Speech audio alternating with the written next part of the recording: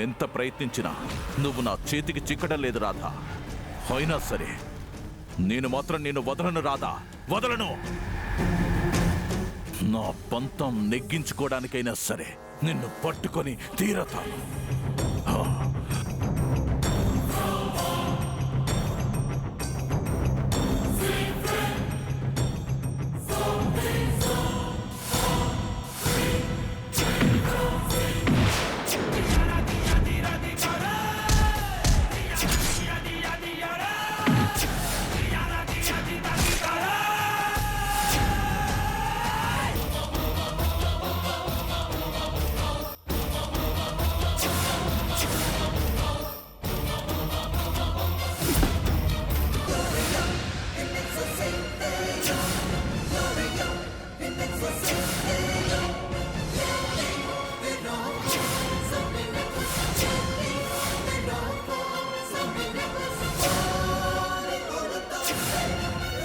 Artist గాడు రాధను చూశానన్నాడు. వాణ్ణి పట్టుకుంటే రాధ జాడ సులభంగా తెలుసుకోవచ్చు. మీ అబ్బాయిని వాళ్ళమ్మ, అదే మీ పెద్ద మరదలు రాధ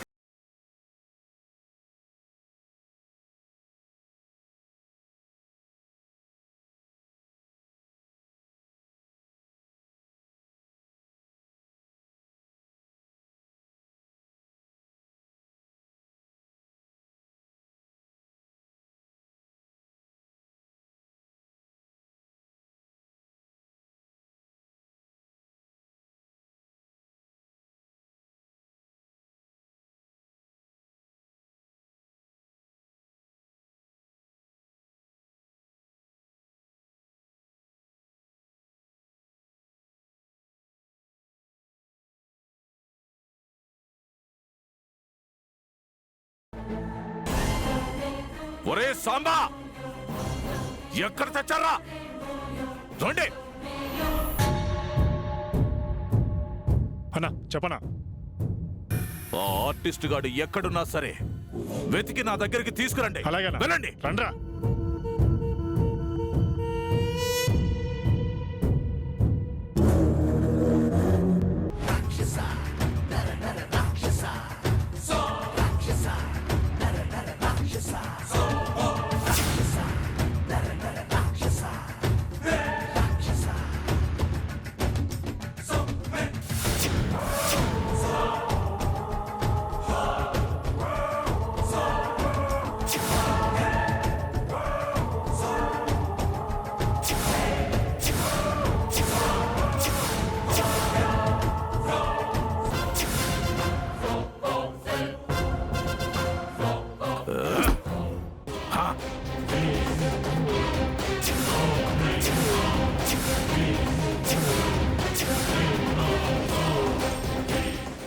ఆర్టిస్ట్ ద్వారా నువ్వెక్కడున్నా సరే నాకు దొరికి తీరతావు రాధా.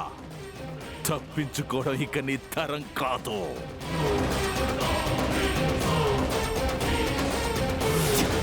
క్షేమం, అంతా క్షేమం.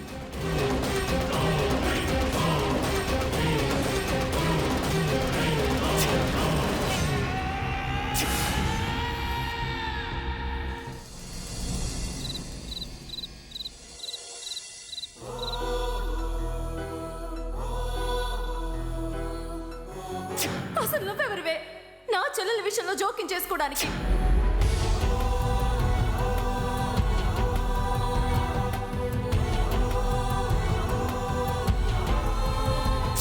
నీకే అధికారం ఉందని దాన్ని పెళ్లి చేయబోయావు.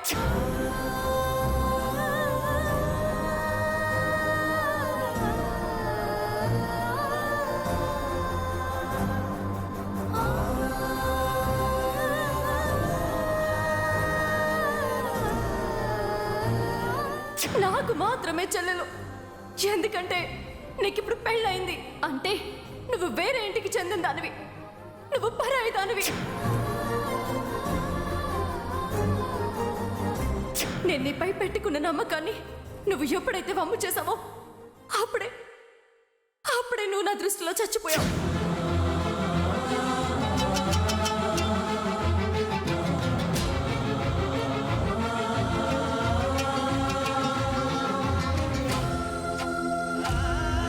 సిరి,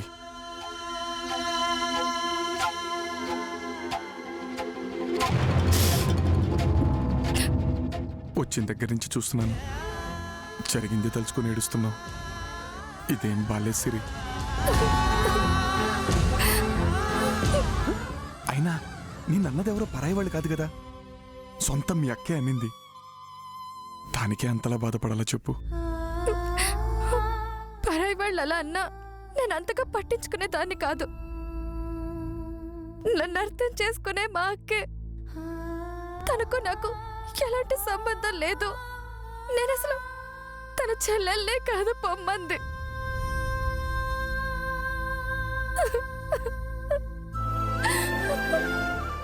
తన మొహం కూడా చూడొద్దంది. అది తలుచుకుంటేనే బాధగా ఉంది సూర్య.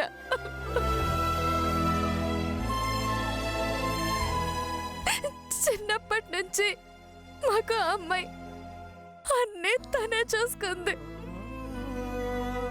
మా ప్రతి సంతోషంలోనూ తనే ఉంది. అలాంటిది మా అక్కని చూడకుండా నేను ఉండలేను సూర్య.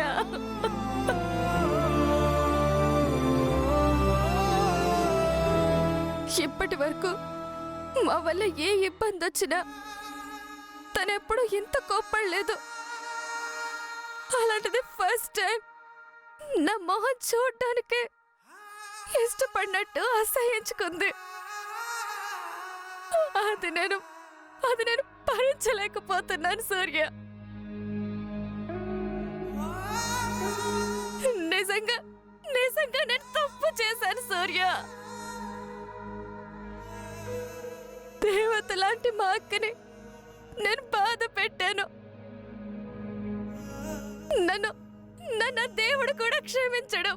పాపిష్టి దాన్ని నేనే మా అక్కని దూరం చేసుకున్నాను. సిరి ప్లీజ్ సిరి, నేను చెప్పేది కాస్త విని సిరి. నువ్వు ఏ తప్పు చేయలేదు సిరి. నిజానికి తప్పంతా నాదే. మా చిన్నోడి బాధను చూసి తట్టుకోలేక అంజలితో వాడి పెళ్లి జరిగితే వాడు సంతోషంగా ఉంటాడని చెప్పి అంజలిని కన్విన్స్ చేయటానికి అనవసరంగా నేనే బలవంతంగా ఈ పెళ్లి కొప్పించాను. అలా చేయకపోయినా బాగుండేది. ఈరోజు వదిన నిన్ను అపార్థం చేసుకుని ఉండేదే కాదు. అయినా నువ్వేం బాధపడక సిరి. వదిన చాలా మంచిది. జరిగింది మర్చిపోయి త్వరలోనే నిన్ను తన దగ్గరికి తీసుకుంటుంది. నాకు నమ్మకం లేదు సూర్య. పిచ్చి సిరి, మీ అక్క మీకు అమ్మలాంటిదని నువ్వే చెప్పావు. మరి ఏ అమ్మైనా బిడ్డపై కోపాన్ని ఎందుకు పెంచుకుంటుంది చెప్పు? ఒకవేళ కోపమున్నా అది కొద్ది వరకే.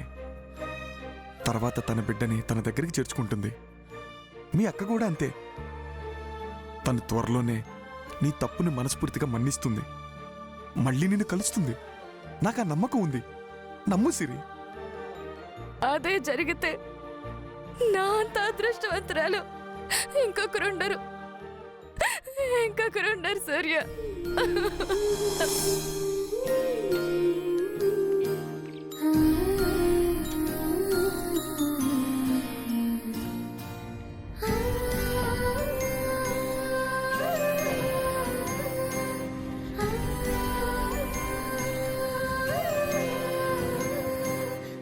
ఊరుకో సిరి. మునుపట్ల మీ అందరు కలిసే ఉంటారు, సరేనా?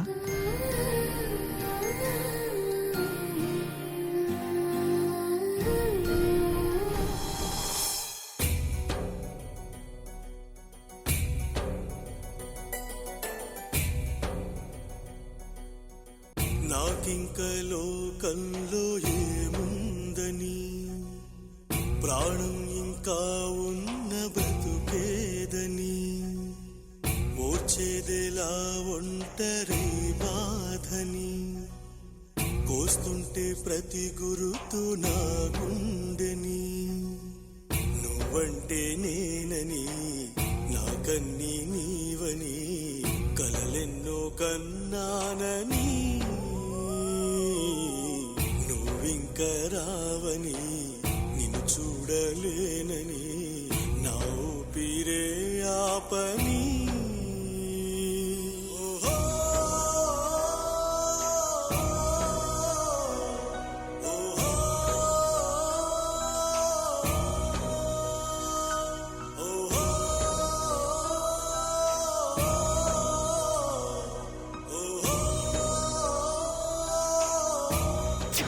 ఇవి వాచెస్ మాత్రమే కాదు కార్తీక్, వీటిలో మా మనసులున్నాయి.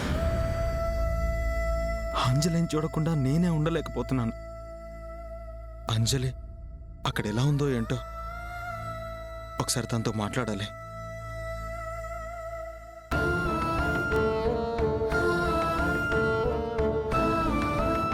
మీరు కాల్ చేస్తున్న నంబర్ స్విచ్ ఆఫ్ చేసి ఉంది.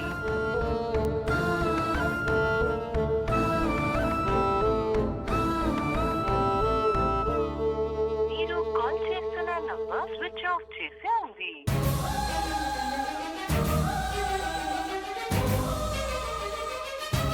ఛే!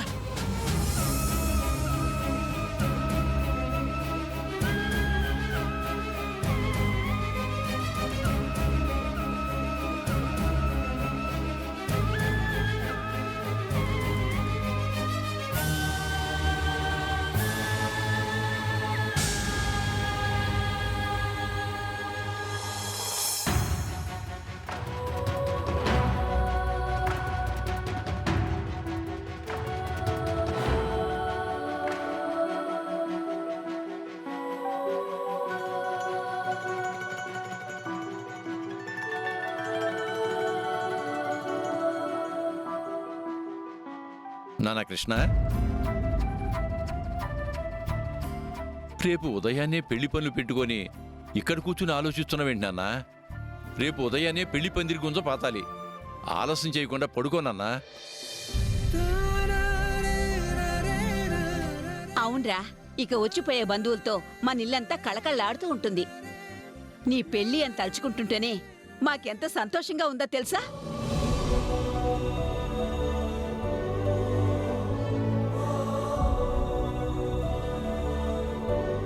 అదేంటిరా, మేమింత సంతోషమైన వార్త చెబుతుంటే ఏదో పోగొట్టుకున్న వాళ్ళ అలా ఉన్నావేంటిరా? ఏమైందన్నా? అంటే నువ్వింకా లక్ష్మి గురించి ఆలోచిస్తున్నావు కదూ? చెప్పు కృష్ణ.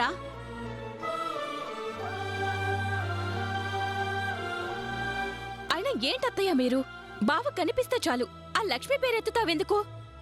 అసలు బావకి వేరే పనేం లేదా? బావ లక్ష్మి గురించి ఆలోచించడం ఎప్పుడు ఆపేశాడు కదా బావా? ఇప్పుడు బావ ఆలోచిస్తుంది కూడా మా ఇద్దరి పెళ్లి గురించే.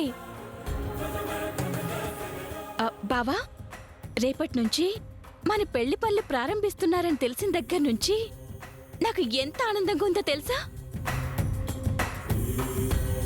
మనిద్దరికి పెళ్లి కావాలని నేను ఎన్నెన్నో కలలు కన్నాను. రేపటితో నా కల నెరవేరబోతుంది. కాదు కాదు బావా, మనిద్దరి కల నెరవేర.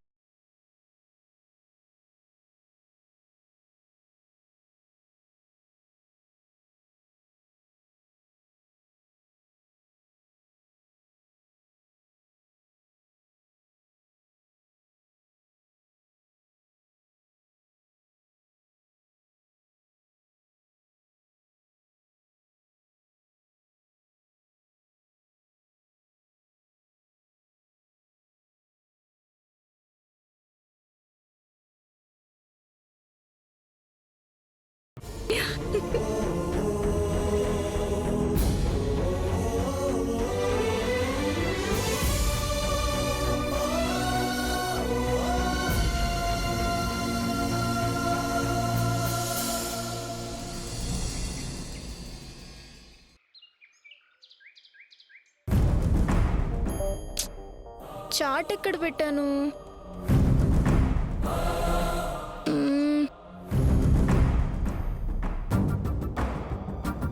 లేదే. ఇదిగో.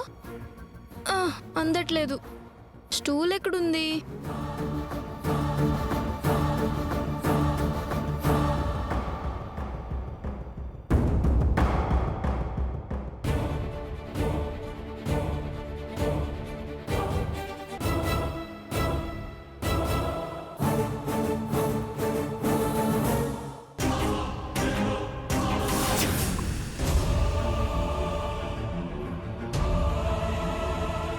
ఇందులో ఏముందబ్బా? ఇది ఆ రోజు అంకుల్ దగ్గర నుంచి నా దగ్గరకు వచ్చిన చాట్ కదూ. ఓపెన్ చేసి చూద్దాం.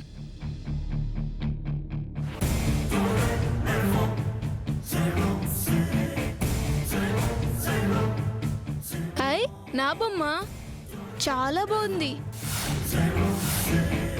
దీన్ని అమ్మకు చూపిస్తే చాలా హ్యాపీ ఫీల్ అవుతుంది. అమ్మా,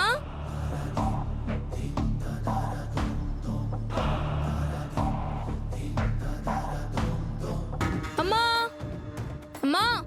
ఏంటి భార్గవ్? ఇదిగో ఇది చూడు.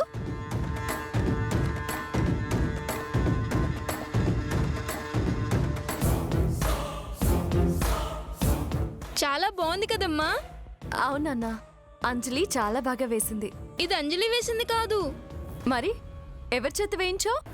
లేదమ్మా, మరెవరు వేశారు నాన్నా? ఆ రోజు మనం స్కూల్కి వెళ్తుంటే ఒక అంకుల్ బైక్ పై నుంచి పడ్డాడు. వాటర్ కావాలన్నాడు. నువ్వు నీళ్ళు తాగించావు. నేను అంకుల్ చాట్స్ ఇవ్వగానే వెళ్ళిపోయాం. గుర్తొచ్చిందా?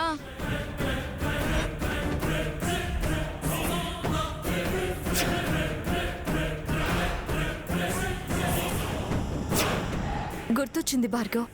ఇది ఆ అంకుల్ వేసిందే. ఆ రోజు అనుకోకుండా నా చాట్స్ అంకుల్ చాట్స్ ఎక్స్చేంజ్ అయ్యాయి. ఇప్పుడు చూసాకే తెలిసింది ఆ అంకుల్ మంచి ఆర్టిస్ట్లా ఉన్నాడు. నా బొమ్మ చాలా బాగా వేశాడు కదమ్మా. దీన్ని జాగ్రత్తగా దాయి నేను స్కూల్కి వెళ్ళొస్తాను. బాయ్ అమ్మా.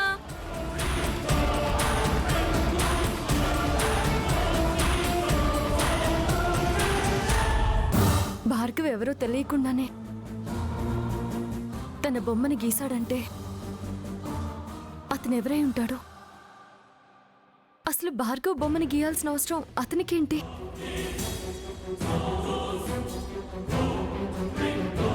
ఒకవేళ తను బావ మనిషా? బావే ఈ పని చేయమని ఉంటాడా? అదే నిజమైతే భార్గవ్ ఎట్టి పరిస్థితుల్లో బావకి దొరకకుండా జాగ్రత్తగా చూసుకోవాలి.